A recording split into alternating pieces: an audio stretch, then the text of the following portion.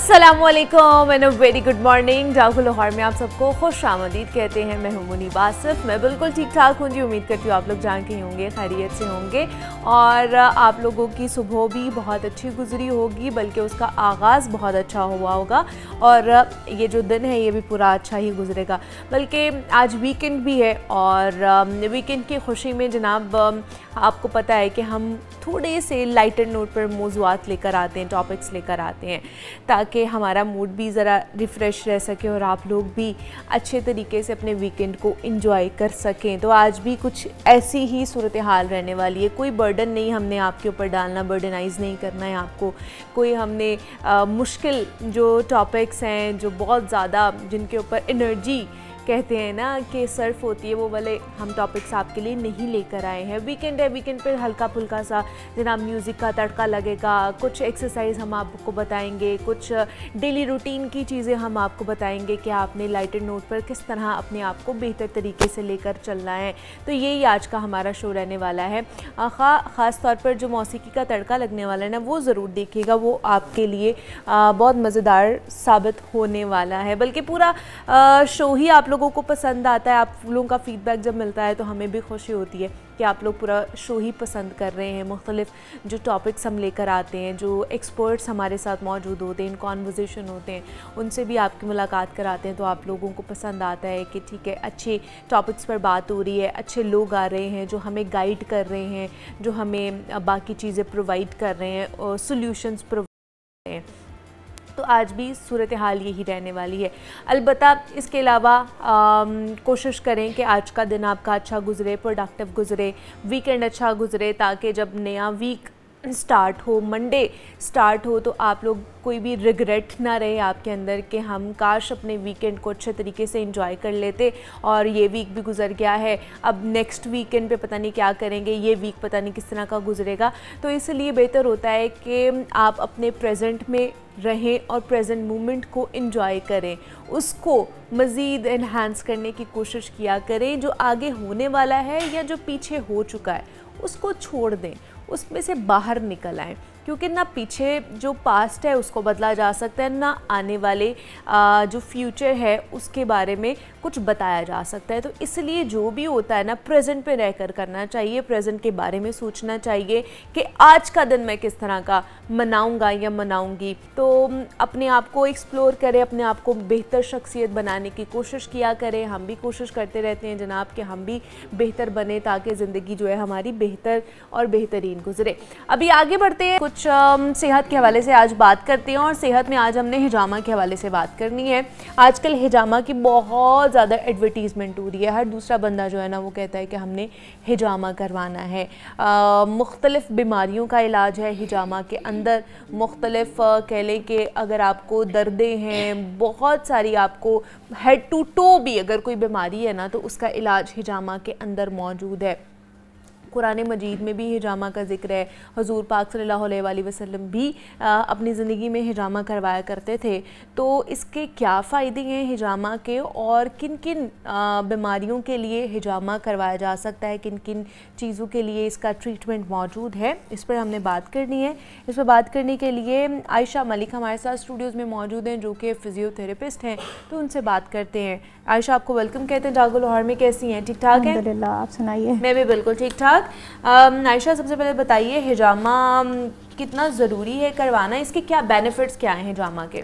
हिजामा सबसे पहले तो सुन्नत नबी सल्लल्लाहु अलैहि वसल्लम है, तो उसमें कोई शक रह ही नहीं जाता। बिल्कुल। लाइक अगर कोई एक ऐसा पेशेंट है जिसका डायग्नोसिस नहीं हो रहा तो उसका इलाज हिजामा में ज़रूर है। लाइक कैंसर के जो पेशेंट हैं उनकी इम्यूनिटी बढ़ जाती है और इवन आपको बॉडी में कहीं भी पेन है, नेक में पेन है, बैक में पेन है, ओवरऑल बॉडी पेन्स हैं, कोई एंग्जाइटी है, तो हिजामा हर चीज़ के लिए कहते हैं। लाइक हर बीमारी के लिए इसमें इलाज है और जो लोग लाइक कोई बीमारी नहीं भी है ना तो भी वो हिजामा करा सकते हैं। अच्छा, मतलब हर बीमारी के लिए इसमें इलाज मौजूद है, हिजामा के अंदर भी इलाज मौजूद है।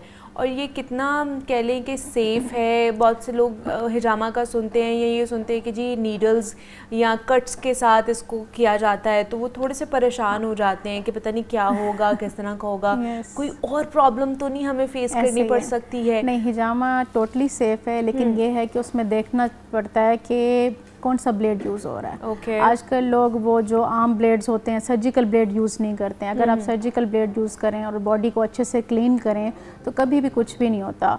और ये डीप कट्स नहीं होते हैं, हमारी सुपरफिशियल लेयर पे एक माइनर सा कट होता है। इवन इसके बाद अगर 6 to 8 आवर्स के बाद कोई एक्सरसाइज भी करना चाहे वो कर सकता है, इतने माइनर कट्स होते हैं। और इसमें सुपरफिशियल लेयर में जितने टॉक्सिन्स होते हैं ना, हम उनको रिमूव करते हैं, हम फ्रेश ब्लड को नहीं निकालते हैं।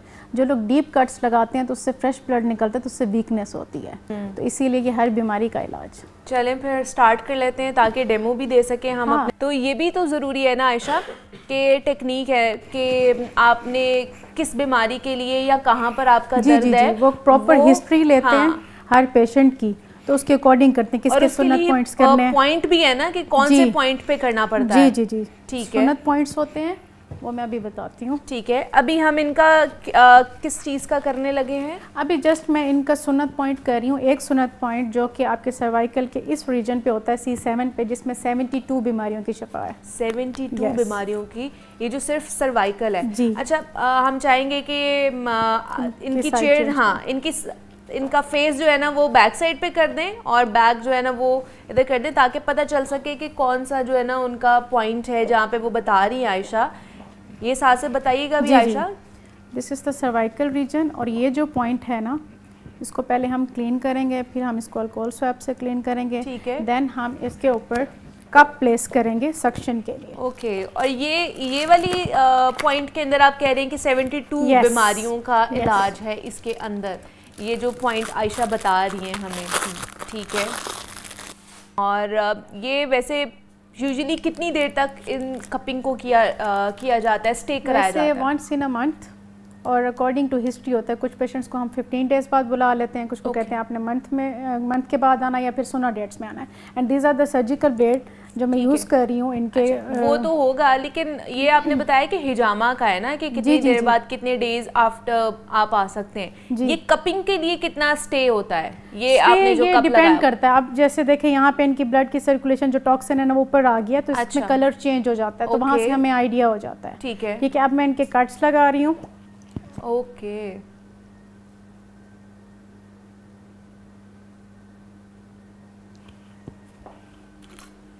और फिर हम इसके ऊपर कप को दोबारा प्लेस कर देंगे।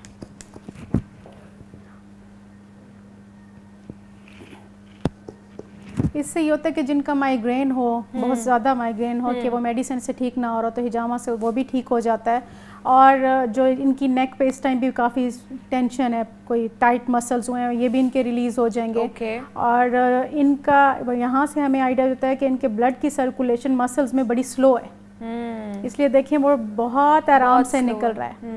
तो इनको अपनी मल्टीविटामिन स्टार्ट करनी चाहिए। इनको मल्टीविटामिन भी और इनको हिजामा भी कराना चाहिए। और इन्हें ब्लोटिंग भी है और कोलेस्ट्रॉल भी है, ये सारा इससे आइडिया हो जाता है। इससे लाइक अगर किसी का यूरिक एसिड है, कोलेस्ट्रॉल है, वो एक टॉक्सिन होता है, जबकि सुपरफिशियल लेयर में आ जाता है, तो हिजामा से वो भी कम हो जाता है। ओके। और अगर कोई प्री डायबिटिक स्टेट में है तो उसका भी हिजामा से हम उसको रिवर्स कर सकते हैं। अच्छा, वेरी नाइस। प्री डायबिटीज भी इससे रिवर्स हो सकती है? डेफिनेटली। Very good. अच्छा, हम पॉइंट्स की बात कर रहे थे ना कि डिफरेंट पॉइंट्स हैं। अब जैसे आपने ये वाला पॉइंट बताया कि इसमें 72 बीमारियां हैं जिसका इलाज, अगर आप ये वाला सर्वाइकल का हिजामा करवाते हैं। बेसिकली हम सुन्नत पॉइंट सारे ही करते हैं जो कि इनकी पूरी बैक पे आते हैं, वो 8 सुन्नत पॉइंट्स होते हैं।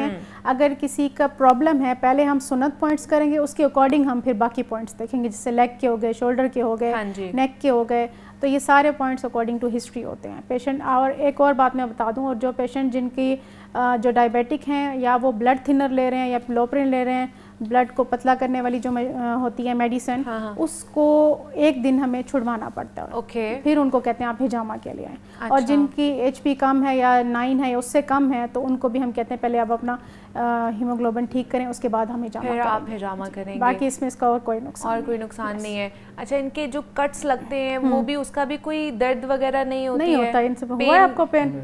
हाफिज साहब, आपको हुई है कोई दर्द हुई है जब कट्स लगे हैं? नहीं, पता ही नहीं चला। चलें जी, मतलब ये सर्जिकल ब्लेड्स होते हैं, बिल्कुल सुपरफिशियल कट्स होते हैं। और इसका बिल्कुल, अभी मैं इसको जब क्लीन करूंगी ना, इनकी सर्कुलेशन बहुत स्लो है, तो स्किन के ऊपर भी कट्स नजर नहीं आते हैं। Okay.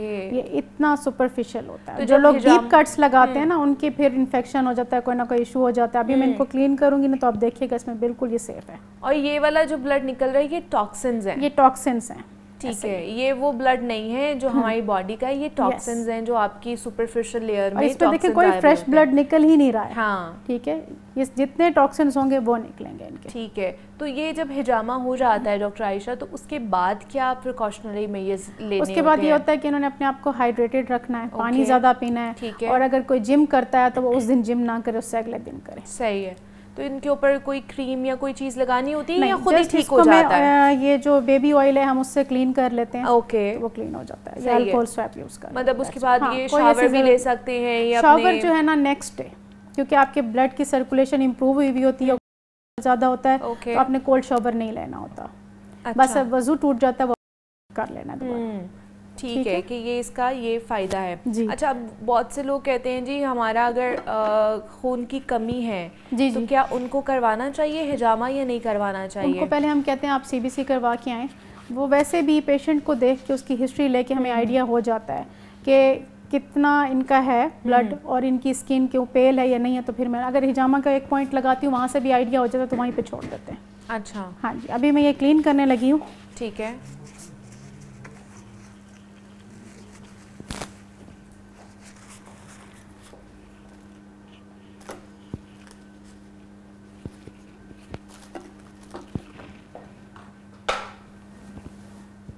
So you can see कितना ये क्लीन हो गया और इसमें कोई कट्स नहीं है, कुछ नहीं है।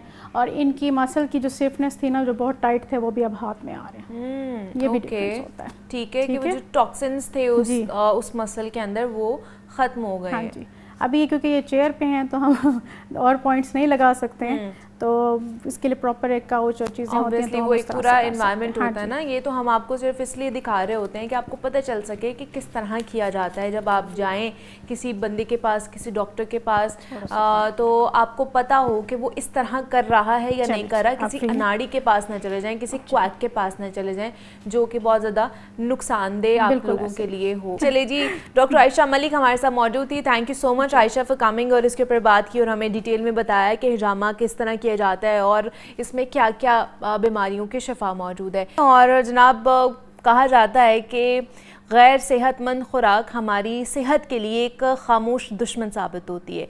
तली हुई, चिकनाई वाली और शुगर से भरपूर ग़िज़ाएँ वक्त के साथ दिल के अमराज, high blood pressure, cholesterol, uric acid, मोटापे जैसी संगीन बीमारियों का बाइस बनती हैं। लिहाजा अगर आपने सेहतमंद ज़िंदगी गुजारनी है तो उसके लिए बहुत ज़रूरी है कि हम अपनी रोज़मर्रा खुराक में मुस्बत तब्दीलियाँ लेकर आए। हेल्दी डाइट का मतलब सिर्फ कम खाना नहीं होता है, बल्कि मुतवाज़िन और कुदरती ग़िज़ाओं का इस्तेमाल होता है। तो इस पर बात करने के लिए डॉक्टर हाशिम खान हमारे साथ स्टूडियोज़ में मौजूद हैं। फूड एक्सपर्ट हैं, फूड टेक्नोलॉजिस्ट हैं, तो उनसे बात करते हैं।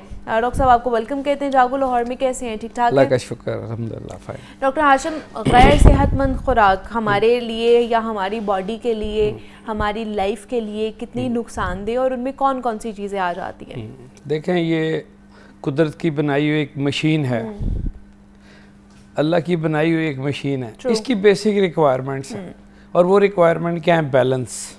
और बैलेंस क्या है? Carbohydrates, proteins, amino acids and minerals. इसमें अल्लाह रब्बुल इज़्ज़त ने 4 बेसिक चीज़ें रखी हैं कि वो आप साफ़ इस्तेमाल कर लें, जो कि अल्लाह की तरफ से अवेलेबल है। लाइक वाइज वाटर है, ऑक्सीजन है, ठीक है, बैलेंस डाइट है, as well as deep sleep है, नॉर्मल स्लीप है। इन चारों चीज़ों का बैलेंस हमने खुद ख़राब कर दिया हुआ। पानी वो जो हम कंटेमिनेटेड पी रहे हैं, जो कि हमारी बॉडी की अमाइनो एसिड्स की जो रिक्वायरमेंट है वो पूरी नहीं हो रही और हमारी बॉडी जो है वो डिजीज़ की तरफ जा रही है। इसके साथ ये है कि ऑक्सीजन भी पोल्यूटेड है, हम सांस लेते हैं, बहुत सारे इन्वायरमेंटल डिसऑर्डर्स हैं, ठीक है, हम वो अपने बॉडी को डीऑक्सीजनेटेड कर रहे हैं।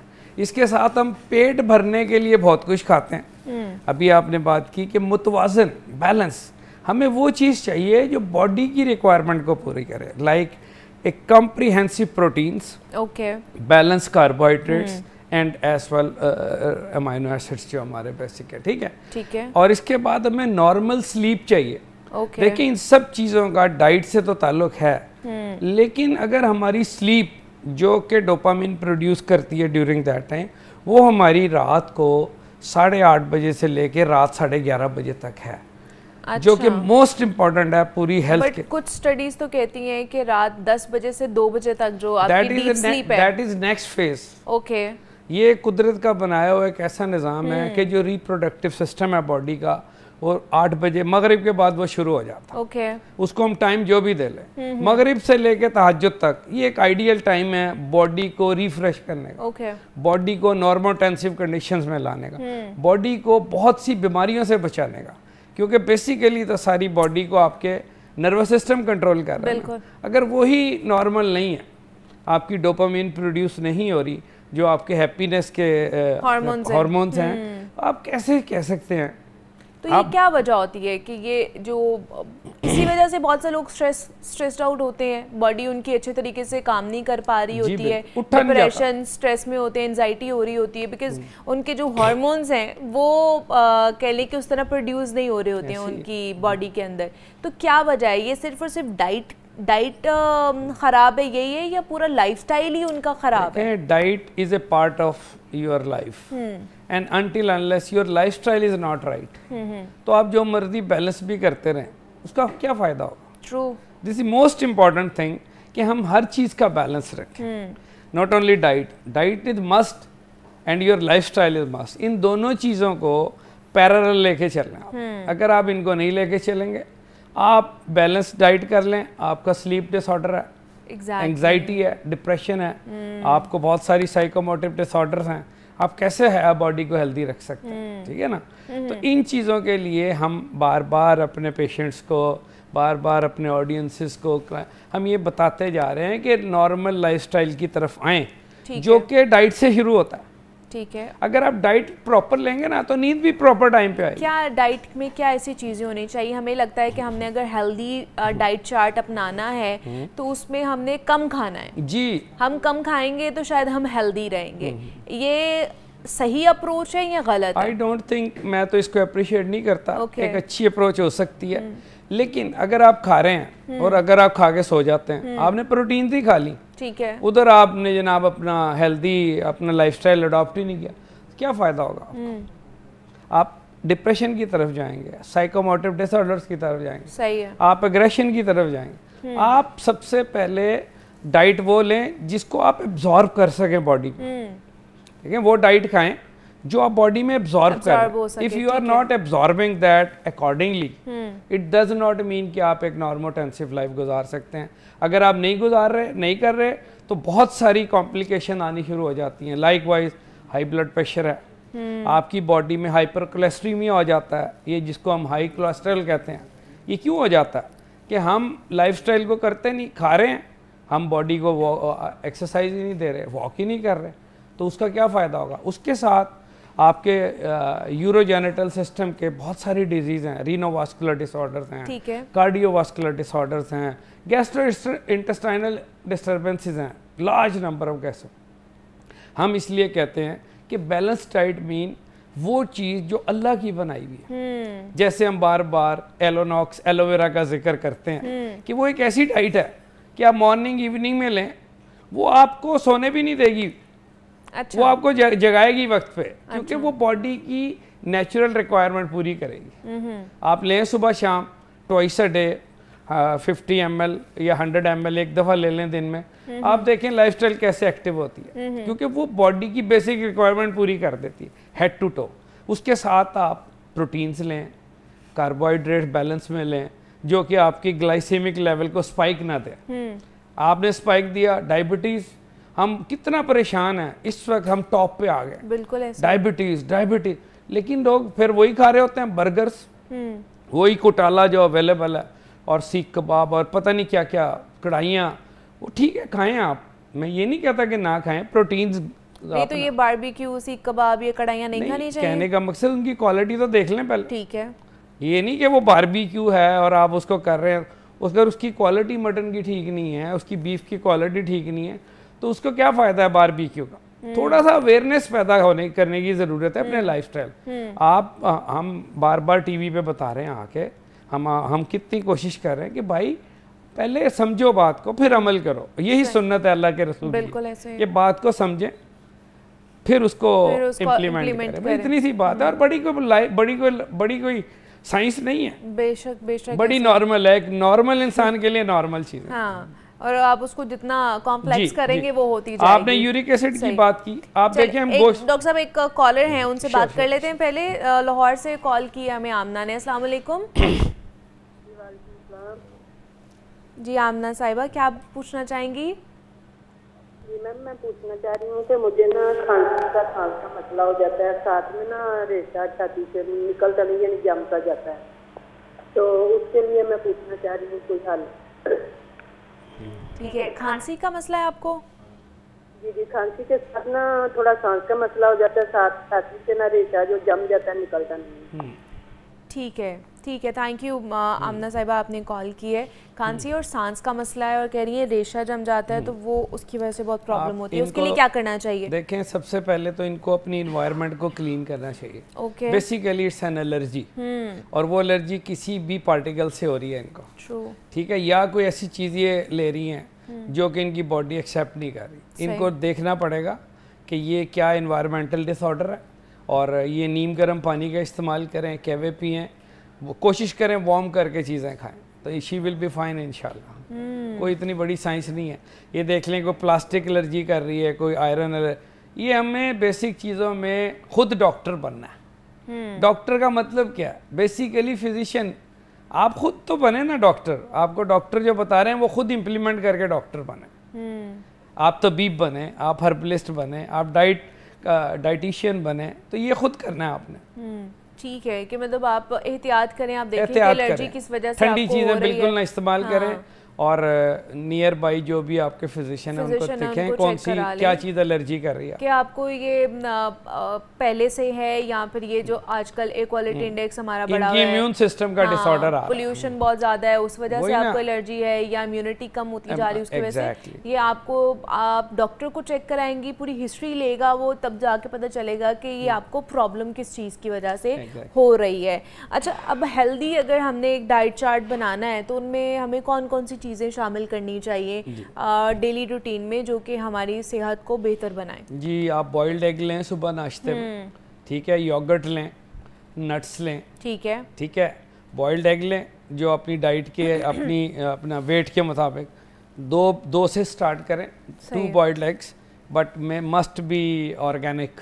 अच्छा, ठीक है, वो आप घर में रखें, ये आपको आना पड़ेगा। ये ब्रायलर से आपको, क्योंकि हम ब्रायलर पे हम कन्विंस नहीं है, मैं तो कन्विंस नहीं। अच्छा, आप कहते हैं देसी खाएं? हैं तो यस, देसी अंडे खाएं? यस, और वो भी देसी, वो जैसे लास्ट प्रोग्राम में हमने बात की, वो भी हमारी मार्केट में नहीं आ रहे हैं, उनको भी कलर करके, एक ब्रॉयलर ही अंडे होते हैं और उनको कलर करके देसी अंडे जी बना के बेचा जा रहा है। कलर आ गया, कैंसर आ गया, आपकी फ्रेग्रेंस आ गई, कैंसर आ गया। ऑर्गेनिक मीन अल्लाह ने हमें जो बनाया, हमें we are not accepted by fragrance, colours, foods, this and that. तो फिर घर पे फिर मुर्गियां पालना शुरू कर पाले ना जी, बड़ी जगह है, हमने घर में मोबाइल रख लिए हैं, अब मुर्गी क्यों नहीं रख सकते?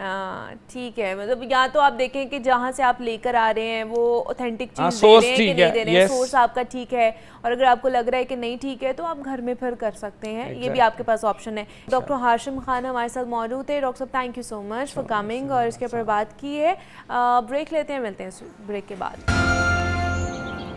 वेलकम बैक टू जागो लाहौर। जनाब, अब कुछ लाहौर की बात कर लेते हैं। ज़िंदा दिलाने लाहौर के चर्चे तो पूरी दुनिया में गूंजते हैं, इसकी खूबसूरती के, इसके ख्वाबों के, इसके अंदरून शहर के ख़ास तौर पर। जब भी कोई लाहौर आता है ना, तो सबसे पहले बात होती है कि जनाब अंदरून शहर देखना है, हमने जाके अंदरून की गलियां देखनी है, वो तारीख़ी मकामात देखने हैं जो पूरी दुनिया में जिनके चर्चे हैं, जो एक दूसरे को लोग बताते हैं। ख़ास तौर पर जब बाहर जो लोग रहते हैं वो कहते हैं अगर आपने पाकिस्तान जाना है तो एक तो लाहौर जाना है, दूसरा आपने अंदरून की गलियां ज़रूर देखनी है, शाही किला ज़रूर देखना है, बादशाही मस्जिद ज़रूर देखनी है, इसके अलावा बाकी तारीख़ी जो मकामात है वो ज़रूर देखने हैं।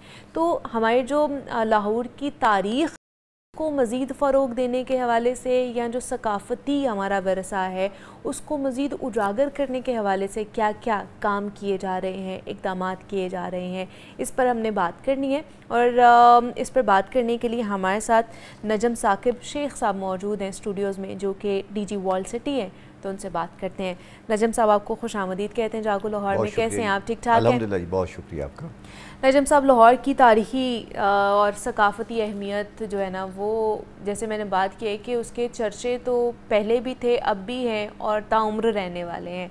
जब जब कोई लाहौर आएगा या पाकिस्तान आएगा तो वो अंदरून शहर वॉल सिटी का ख़ास तौर पर दौरा करने आता है, विज़िट करने आता है। अभी पिछले दिनों लास्ट वीक हमारे कुछ मेहमान यूके से आए थे, उन्होंने मतलब कन्विंस हमें किया कि हमें अंदरून लेकर जाएं, हमने वहाँ पे नाश्ता करना है, हमने वो सारा देखना है, शाही किला देखना है, बादशाही मस्जिद देखनी है, कि बाहर से जो लोग आते हैं उनके लिए एक फैसिनेशन होती है कि हम जाके विज़िट करें।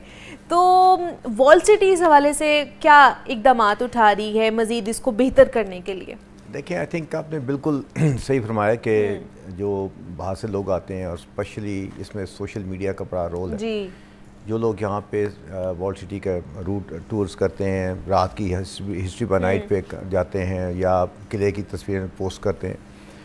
अब आप देखिए, एक ट्रेंड बन गया है कि आपका जब भी कोई आता है तो वो कहते हैं जी लाहौर आए तो यार let's go to our heritage area. जो हेरिटेज एरिया है उसकी इम्पोर्टेंस दिन ब दिन उजागर होती चली जा रही है और लोग चाहते हैं कि अपने हेरिटेज को हम देखें। एक टाइम था लोगों ने इसको निगलेक्ट था, चीज़ें टूट फूट रही थी, लेकिन आप देखें सारी दुनिया में जो हेरिटेज से मुंसलिक टूरिज़म है वो सबसे ज़्यादा पायदार है।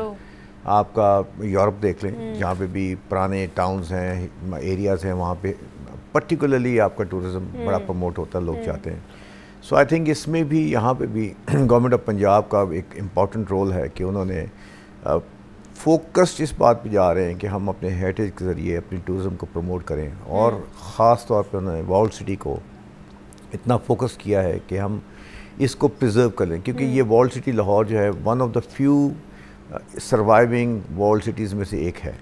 सो आई थिंक अगर और इसमें आई मस्ट से कि इसमें गवर्नमेंट ऑफ पंजाब का बहुत इंपॉर्टेंट रोल इस तरह से कि उन्होंने कि जी उसको प्रिजर्वेशन के लिए उन्होंने एक बड़ा चंक गवर्नमेंट ने दिया है हमें, ताकि हम जैसे आपने देखा होगा आपका दिल्ली गेट से लेके रास्ता जो जाता है वज़ीर खान मस्जिद तक, उसको हम कहते हैं रॉयल ट्रेल।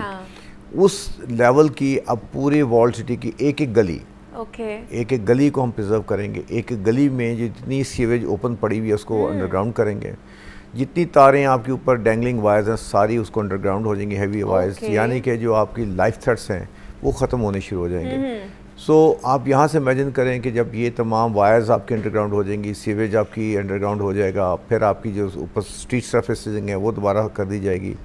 तो इसके सारी होने से जो सबसे इम्पोर्टेंट फ़ायदा होगा कि आपके टूरिज़म ट्रेल्स बन जाएंगे। exactly, जब टूरिज़म ट्रेल अभी आपकी एक छोटा सा हिस्सा है, तो आप इमेजिन करें कि ये 2.2 स्क्वायर किलोमीटर का एरिया जो है सारा, इसके अंदर जब आप इसकी इर्द जो फोर्टिफाइड वॉल भी बनने जा रही है, ताकि पता चले कि this is a wall city, वो आलमोस्ट तकरीबन 7.58 किलोमीटर के करीब ये बनती है पूरी अराउंड द वर्ल्ड।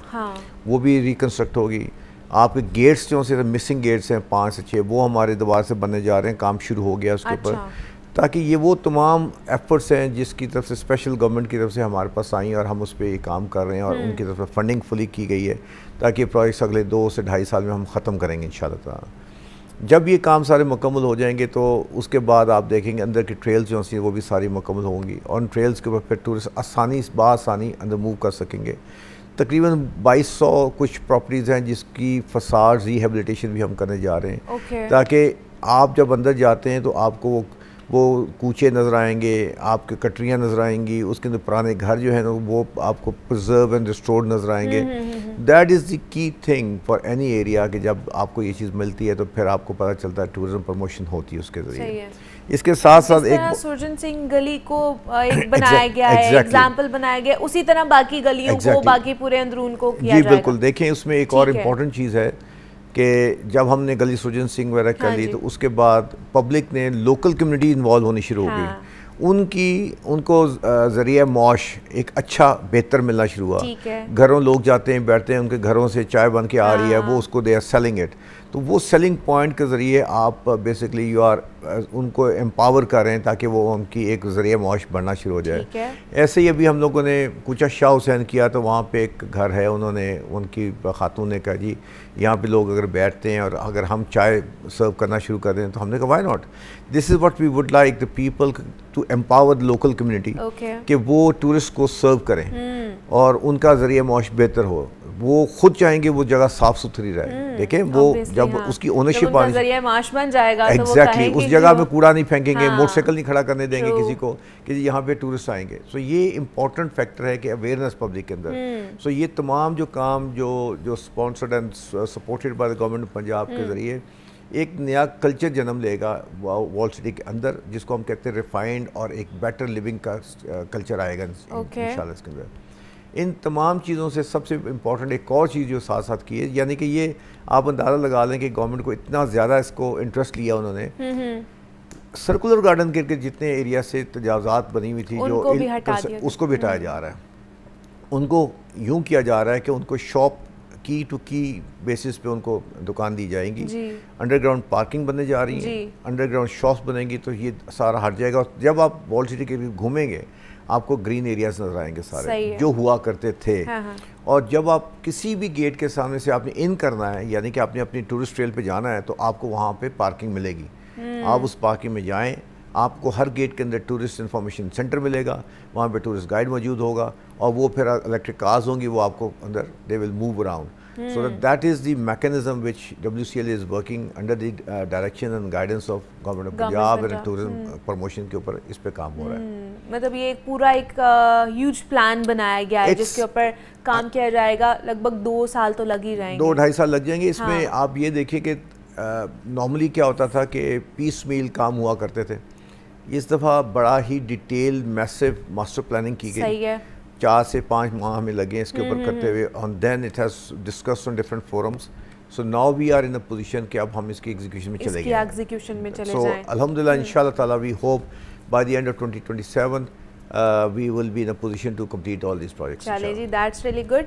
अच्छा, थोड़ा सा लोगों की भी अवेयरनेस के लिए बता दें कि जो काम होगा ये सारा टोटली फंडेड होगा, स्पॉन्सर्ड बाय गवर्नमेंट। यहाँ पर जैसे अगर आपने गलियाँ ठीक करनी है, लोगों के फसाद ठीक करने हैं, तो वो उनके भी पैसे लगेंगे, या टोटली ये गवर्नमेंट की ओनरशिप है और वो ही पैसे लगा रही है? Total ownership of government. Again the local community should be really happy about this factor कि जी उनकी जो लिविंग स्टैंडर्ड है वो हाई हो जाएगा और उनका एक पैनी भी नहीं लगेगा। एक पैनी भी नहीं लगेगा। However as a part of WCLA हम जब फसाड्स की रेस्टोरेशन कर रहे होंगे, हम उनको लोकल कम्युनिटी को ये ज़रूर बता रहे होंगे अगर उनके घर के अंदर कहीं पे उसके दैट इज सपोर्टिंग स्ट्रक्चर अंदर ख़राब है, दे कैन इन्वेस्ट, वो हमें सामान देंगे, हमारी लेबर उसको ठीक कर देगी साथ साथ, ताकि उनकी भी ओनरशिप होनी चाहिए। जो कुछ पैसे लगाएंगे तो वो अपने घर को मेनटेन भी करेंगे। दैट इज़ वेरी इंपॉर्टेंट कि उनकी ओनरशिप रहनी चाहिए।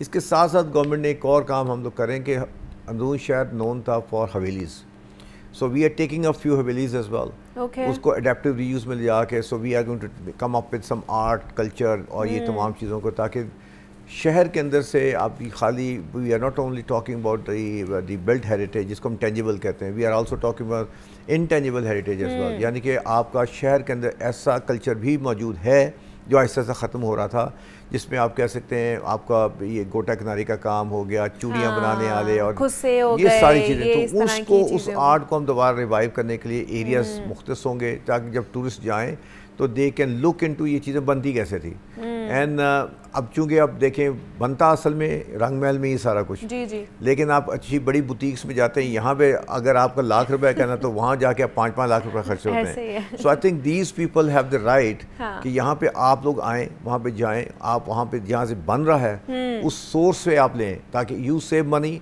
And their business is going to increase as well. तो ये this is what we are working on at the moment. अच्छा, इसमें आपको नहीं लगता कि अब हमें डिजिटलाइजेशन की तरफ भी जाना चाहिए? तमाम तो जो आप लोगों ने एक प्लानिंग की है इसको बेहतर करने के लिए, इसके अंदर कोई डिजिटलाइजेशन में भी है कि इसको कन्वर्ट किया जाएगा ताकि टूरिज़्म को मज़ीद बेहतर किया जा सके? लोग जो बाहर से आते हैं उनके लिए टूर गाइड्स ऑनलाइन भी हो सकें, वो ऑनलाइन हर चीज़ बुक कर लें, देख लें कि कहाँ उन्होंने जाना है, कहाँ नहीं जाना, मैपिंग अच्छी हो, बाकी सारी चीज़ें भी बेहतर हो जाएँ, facilities. Already WCL is working on it. हम तमाम मैपिंग जो है वर्ल्ड सिटी की वो हम उसको कंप्यूटराइज उसमें कर लिए, डिजिटलाइज में जा रहे हैं, उसकी हम GIS मैपिंग मुकम्मल हो रही है। वॉल सिटी के हवाले से हमने बात की है, किस तरह जो हमारी तारीख़ है, हिस्ट्री है, उसको मज़ीद इन्हांस किया जाएगा, टूरिज़म किस तरह बेहतर की जाएगी, उसके ऊपर हमने बात की है। नजम साकिब शेख साहब हमारे साथ मौजूद है, DG वॉल सिटी हैं। नजम साहब, thank you so much for coming, आप आए और इसके ऊपर बात की, थैंक यू। और जनाब, आप कुछ बच्चों के हवाले से बात करते हैं और ख़ास तौर पर दांतों के हवाले से बच्चों की, क्योंकि दूध के दांत यहाँ पर इब्तदाई दांत बच्चों की नशोनुमा का एक अहम हिस्सा होते हैं। अमूमन ये दांत 6 से 10 महीने की उम्र में निकलते हैं, मगर कुछ बच्चों के दांत इससे पहले या इससे बाद में भी निकलते हैं। बच्चे के दांत निकलने का जो दौरानिया है सिर्फ बच्चे के लिए ही नहीं होता, बल्कि माँ के लिए भी बड़ा ख़ासा कठिन होता है, क्योंकि उस वक्त बच्चे को माँ की भरपूर तवज्जो की ज़रूरत होती है। और अगरचे ये अमल फितरी है, लेकिन इस दौरान अक्सर बच्चे बेचैनी, दर्द बहुत ज़्यादा होती है, छोटी मोटी तकालीफ़ का शिकार हो जाते हैं, जिनसे वालिदैन बच्चों की सेहत को लेकर काफ़ी परेशान रहते हैं। तो उनकी इस परेशानी का हल क्या हो सकता है, आज इस पर ही हम बात करने वाले हैं। और इस पर बात करने के लिए डॉक्टर सलमान राशिद हमारे साथ स्टूडियोज़ में मौजूद है, डेंटल सर्जन है। उनसे बात करते हैं और आपको बताते हैं कि जनाब ये जो दूध के दांत निकल रहे होते हैं बच्चों के, इसमें इतनी दर्द क्यों होती है, माएँ वालिदैन क्या इसके लिए रेमेडीज़ जो कर सकते हैं, इसका ट्रीटमेंट क्या हो सकता है। डॉक्टर सलमान, आपको वेलकम कहते हैं जागो लाहौर में। कैसे हैं आप, ठीक ठाक हैं? जी अल्हम्दुलिल्लाह, थैंक यू, अस्सलाम वालेकुम। वालेकुम अस्सलाम। डॉक्टर सलमान, दूध के दांत ख़ास तौर पर कब निकलना शुरू होते हैं, किस एज से निकलना शुरू होते हैं और किस एज तक निकलते रहते हैं? अच्छा, दूध के दांत जो है ना, जो फर्स्ट हमारा जो डेसीडियस जिसको दूध का दांत कहते हैं, वो 6 महीने की उम्र में यूजुअली आ जाता है, 5 से 6 महीने की उम्र में। कुछ अगर डिजीज़ हों तो पैदा होते भी फ़ौरन दूध के दांत होते हैं, ये भी बात जहन में रखी जाए। या अगर कोई दूध का दांत विद इन अ मंथ भी आ जाता है, but usually that is not the normal. So वो बच्चे की फीडिंग में बहुत प्रॉब्लम करता है। उसका बेहतरीन हल ये होता है कि आप उसको निकलवा दें, उसको एक्सट्रैक्ट करवा दें with the consultation with your paediatric dentist. Oh my God, ये अवेयरनेस पैदा भी दांत के साथ बिल्कुल डेफिनेटली ऐसा भी हो सकता है। एक दिन के बाद भी आ सकता है दांत और एक महीने के बाद भी आ सकता है। At that time that tooth is not beneficial, क्योंकि वो उसकी फीडिंग और उसकी ईटिंग जो हैबिट्स हैं, बेसिकली फीडिंग हैबिट्स होती हैं, उसमें प्रॉब्लम करता है। और बच्चा होता क्यों है? ये एक एनॉमलीज़ हैं, एनॉमलीज़ कह लें, या एक कोई डिफेक्ट्स होते हैं जिसकी वजह से कुदरती तौर पर ये दांत आ जाता है, जो कि नहीं आना चाहिए। So that needs proper treatment. Second, आपने जो बात की 6 महीने की उम्र में एक दांत आ रहा है, बच्चों के दांत तकरीबन आप समझ लें 24 महीने या 30 महीने की उम्र तक आते हैं। बच्चों के मुंह में टोटल 20 दांत होते हैं, 10 दांत नीचे वाले जबड़े में और 10 दांत ऊपर वाले जबड़े में। उन्हीं की रिप्लेसमेंट्स के बाद हमारे मुंह में पक्के दांत आते हैं। हमारे मुंह में टोटल 28 दांत होते हैं किसी एडल्ट के मुंह में, ठीक है, जिसमें से डेसीडियस दांत 20 होते हैं। बाकी जो दूसरे दांत हैं उनका कोई डेसीडियस यानी कि कोई समझ लो उनका कोई दूध का दांत नहीं होता, वो वैसे ही इरप्ट होते हैं, ठीक है। तो ये डिफरेंस समझना बहुत ज़रूरी है। सेकेंडली, जो आपने बात की कि पेरेंट्स के लिए बच्चा 6 महीने की उम्र में दांत निकाले, वो भी प्रॉब्लमेटिक तो नहीं है, जस्ट नॉर्मल फिजियोलॉजी है, दांत आना ही आना है। दांत एक्चुअली दर्द होता क्यों है, एक गम है, ठीक है, गम मसूड़ है, दांत ने उस गम को पियर्स करते हुए यानी कि उसको टीयर करते हुए बाहर आना है। तो वो बच्चे के लिए ना बड़ा एक पेनफुल प्रोसीजर होता है। उसमें बाज़ औक़ात बच्चों को मोशन भी लग जाते हैं, बच्चा चिड़चिड़ा भी बहुत होता है, उसकी जो फीडिंग हैबिट्स हैं, ईटिंग हैबिट्स हैं, वो डिस्टर्ब होती हैं। उससे होता है कि बच्चा खुद डिस्टर्ब होता है। अल्टीमेटली पेरेंटिंग बहुत ज़्यादा डिस्टर्ब होती है और फ्रस्ट्रेटेड होती है, ठीक है। उसका बेहतरीन हल ये है कि आप अपने डेंटिस्ट को दिखाएं, या जो आपका पीडियाट्रिशियन है जो बच्चे को देख रहा है उसको जाके एक दफ़ा कंसल्टेशन लें। उसमें वो डिफरेंट मेडिसिन भी यूज़ कर सकते हैं। और सबसे इम्पॉर्टेंट चीज़ है कि इस बात को पेरेंट्स के लिए समझना बहुत इम्पॉर्टेंट है कि देखें ये एक नॉर्मल प्रोसेस है, उससे हर बच्चे ने गुजरना है, ठीक है। तो इसमें बहुत ज़्यादा परेशान होना तो कोई ज़रूरत नहीं है। तो मेडिसिन्स भी ली जा सकती हैं, और अगर आप नॉर्मल थोड़ा सा वेट करें तो things would be good after a time. परेशान होने वाली बात यह है कि आपका बच्चा जो है वो पैदा हुआ है, तो तब आप उसका दांत है, यहाँ पर महीने बाद या एक दिन बाद उसका दांत निकला है, वो परेशान होने वाली बात है। उसको निकलवाना है, उसको निकलवाना है, जरूर करवाना है, एक्सट्रैक्ट करवाने, क्योंकि देखिए ना बच्चे में से बिल्कुल दांत निकल सकता है, कोई ऐसी बात नहीं है। और देखिए ना, जब एक चीज़ एक बच्चे को तंग कर रही है, आप सोचें 1 मंथ का बेबी है या 2 मंथ का बेबी है, उसने जो मतलब बॉटल फीडिंग करनी है, मदर फीड पर है, आप इससे अंदाज़ा लगाएं कि उसकी फीडिंग कितनी डिस्टर्ब होगी और वो कितना प्रॉब्लम में होगा। सो उसको ट्रीटमेंट लेना ना बहुत ज़रूरी है। नहीं तो ये कैसे ट्रीटमेंट दिया जाता है? वैसे कुछ आपके नहीं, पास आते हैं बिल्कुल मेरे साथ केसेस आते हैं, हम उसको इजीली लोकल एनेस्थीसिया देते हैं, सुन करते हैं, and it would be like good 5 minutes we can do the procedure.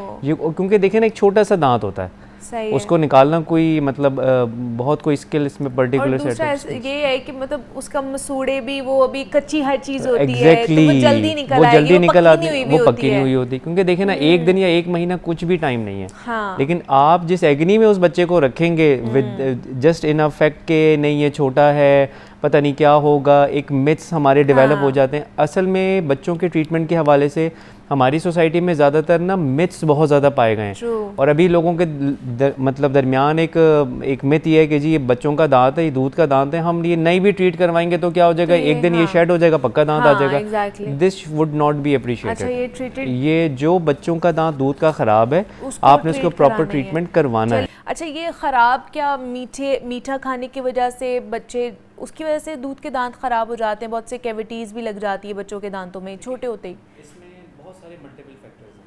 बच्चों ने खाना ही खाना है, दूध भी इन्होंने पीना है, दूध में कोई शुगर या एडिटिव्स ऐड होते हैं वो भी एटियोलॉजिकल फैक्टर है। लेकिन इसके अंदर सबसे इंपॉर्टेंट चीज़ ये है, जो व्हाट आई बिलीव एंड जो मोस्ट ऑफ हमारी ऑब्जर्वेशन के अंदर आता है, if you are not a good, if you don't have a very good parenting habits, यानी कि अगर आप सही पेरेंटिंग नहीं कर रहे हैं, वो सारी चीज़ें इफ़ेक्ट होती हैं। से फॉर एग्जांपल, अगर मदर बहुत ज़्यादा पुश्ड है अपनी ओरल हाइजीन, जो मुंह की सफाई के बारे में, डेफिनेटली वो हैबिट्स अपने चाइल्ड के अंदर भी ट्रांसफ़र करेंगी। ही और शी वांट्स कि उनका बच्चे के मुंह में भी दांत साफ़ हों। लेकिन अगर उनके मुंह में भी खुद अपने दांत ख़राब हैं और उनकी हाइजीन खुद कॉम्प्रोमाइज्ड है, so it would be a question over here कि उनके बच्चों के मुंह में कैसे दांत जो है वो सही हो सकते हैं। Good parenting is very much important at this point. ठीक है, बच्चों को अच्छी तरह ब्रश करवाएं। अच्छा। पहले तो आप खुद करें, आपको देख के वो करेंगे, then they start developing a habit. हाँ, ईटिंग हैबिट्स थोड़ी सी आप मॉडिफाई कर सकते हैं कि बहुत ज़्यादा मीठा ना दें, थोड़ा सा कंट्रोल दें। अगर बच्चा बॉटल फीड पर है तो शुगर का जो एलिमेंट है, जो आर्टिफिशियल शुगर्स हैं, उनको ख़त्म करें, और जितनी हेल्दी डाइट ले सकते हैं वो हेल्दी डाइट लें। जो अच्छा बहुत ज़्यादा रिफाइंड फूड है उसको ना यूज़ करें, जैसे जंक्स हैं। कुछ मैंने बच्चों को देखा है बहुत कम एज में 3 ईयर 4 ईयर्स वो फिजी ड्रिंक्स भी यूज़ कर रहे होते हैं और सोडा भी यूज़ कर रहे होते हैं। तो definitely we need to modify all those things. Again ये एक पेरेंटल हैबिट होनी चाहिए। अगर आप खुद बहुत पूछ रहे हैं, डेफिनेटली आपके बच्चों के मुंह में भी दांत बिल्कुल ठीक होंगे।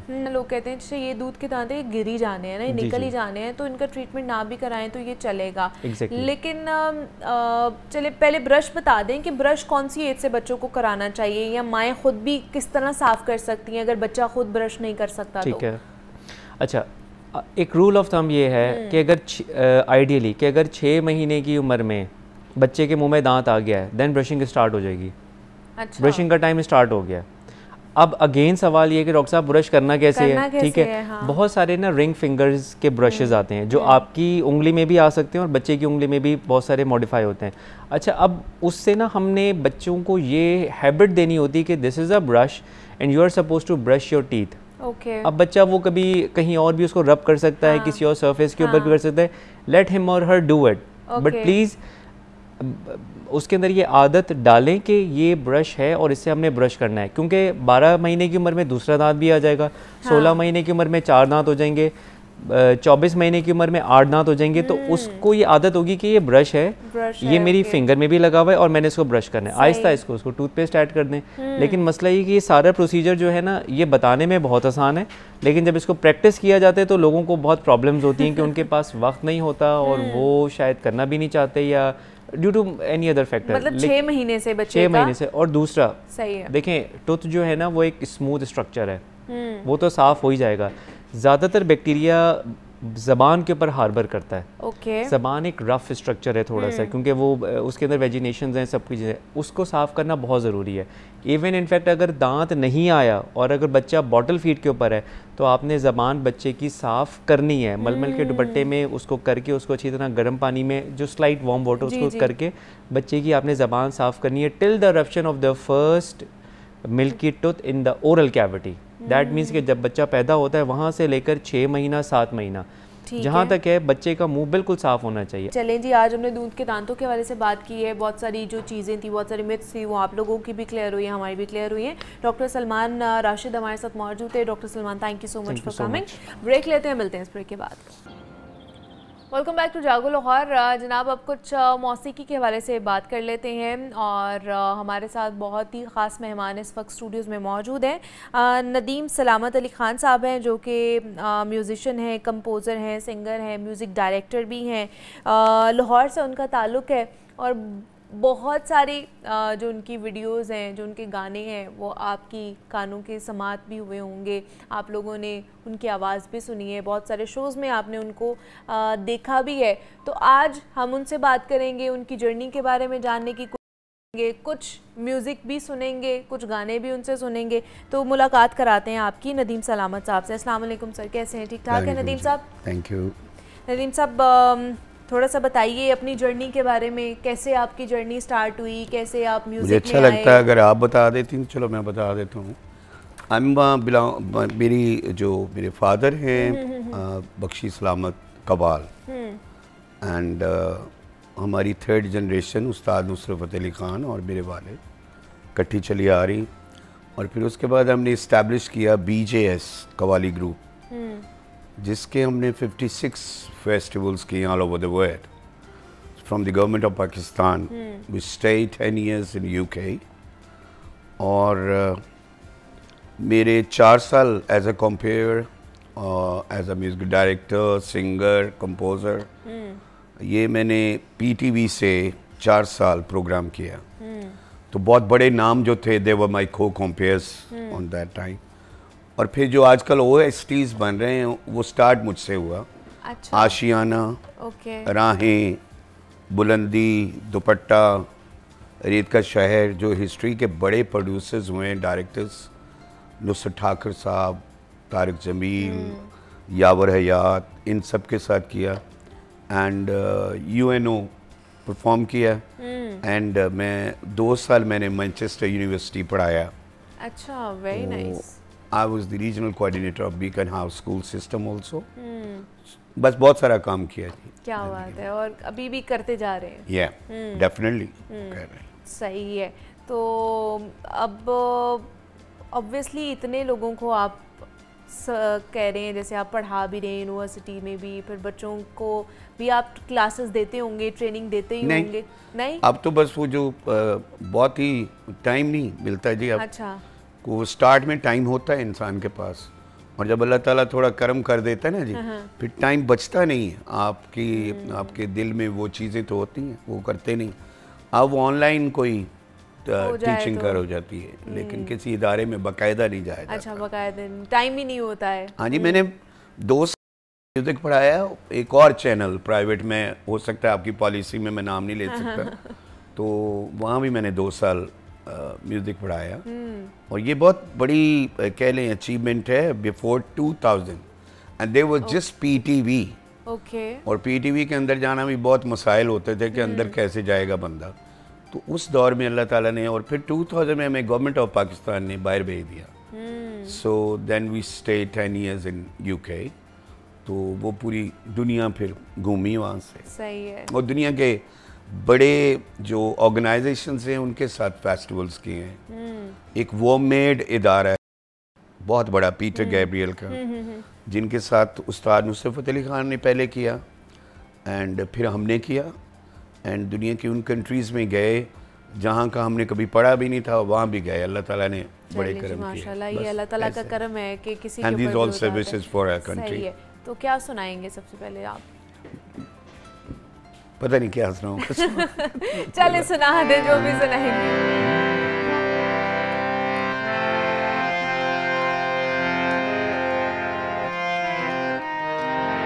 चलो, सुबह सुबह एक गाना मेरा अपना ही है, वो मैं सुनाता हूँ। वो आ रहा है अभी, उसके वीडियो बन रहे हैं, वही सुना देता हूँ। मैं तेरी, तू मेरा, मैं तेरी, तू मेरा, तू यूं मेरा सारा जहां, रब दी कसम तेरे बिना मेरा नहीं यूं गुजारा मैं तेरी, तू मेरा तू यूं मेरा सारा जहां, रब दी कसम तेरे बिना मेरा नहीं यूं गुजारा मैं तेरी, तू मेरा।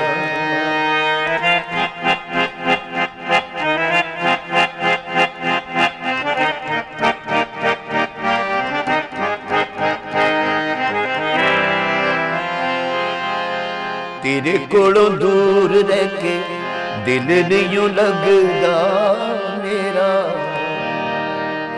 हर वेले सामने सोनिए मुख रहिंदा तेरा, हुण ते तो दूर रह के नहीं ओ गुजारा मैं तेरी, तू मेरा तू यूं मेरा सारा जहां, रब दी कसम तेरे बिना मेरा नहीं गुजारा मैं तेरी। क्या बात है जनाब, बहुत ही खूब। अभी ये आना है? ये आ रहा है। अच्छा ये आ रहा है पीछे पीछे अभी ये लॉन्च होना है, तो आपने हमारे प्लेटफॉर्म पर पहले ही इसको जो है ना ये मैंने वेरी नाइस जी, वेरी गुड। तो नदीम साहब, क्या रूटीन क्या होती है वैसे आजकल आपकी? कॉन्सर्ट्स वगैरह या कवालियाँ या क्या इवेंट्स वगैरह? कवाली तो बहुत हो गई है आजकल, तो सुनी भी बहुत जा रही है कवाली, पूरी दुनिया में बहुत हो गई। हम बहुत खुश हैं जी, बिकॉज वी आर कवाल्स। यस, तो हम कवाली पे हमने जो दूसरे काम किए हैं, म्यूजिक डायरेक्शन की या गज़ल गाई या गज़ल सिंगर बने या OSTs म्यूजिक डायरेक्शन की। आपको क्या लगता है कि इससे कवालियों का हुस्न कितना मांद पड़ जाता है, या जो वो एसेंस होता है कवाली का वो खत्म नहीं हो जाता?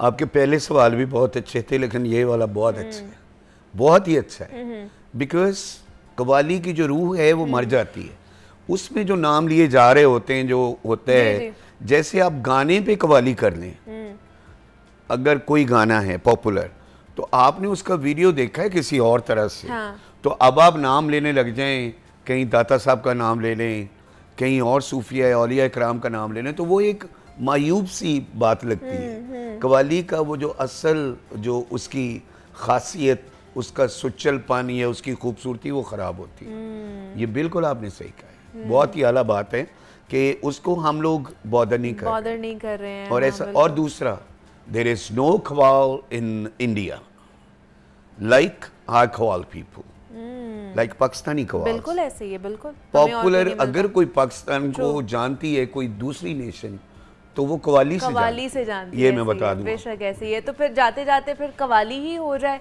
आपकी। पहले भी कवाली थी, भी कवाली। चलें जी, हमें इजाजत दीजिए, जाते जाते नदीम साहब से सुनते जाइए कवाली।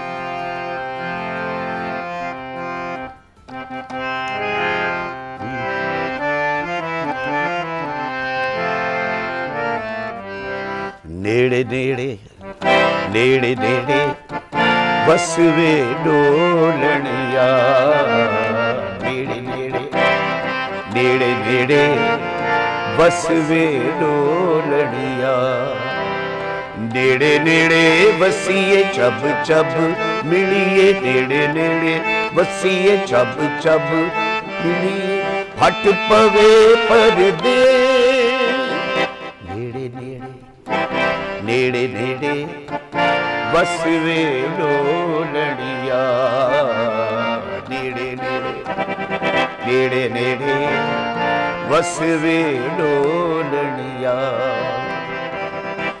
वे तेरे आने ना तो कुर्बान, तेरे आने ना तो कुर्बान, मारे अबरू तीर कमान, जिगर विच कस वे डोलनिया,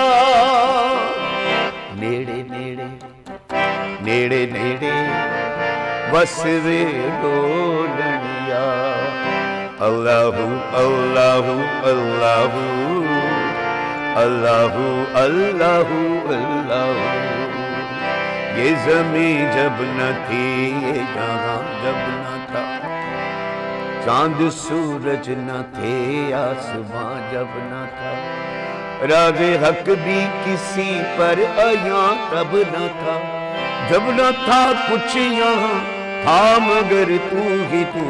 अल्लाहू अल्लाहू अल्लाहू अल्लाहू अल्लाहू अल्लाहू। काली काली जुल्फों के फंदे न डालो, हमें जिंदा रहने दो ऐ हुस्न वालो। काली काली जुल्फों के फंदे न डालो, हमें जिंदा रहने दो ऐ हुस्न वालो। न छेड़ो हम सका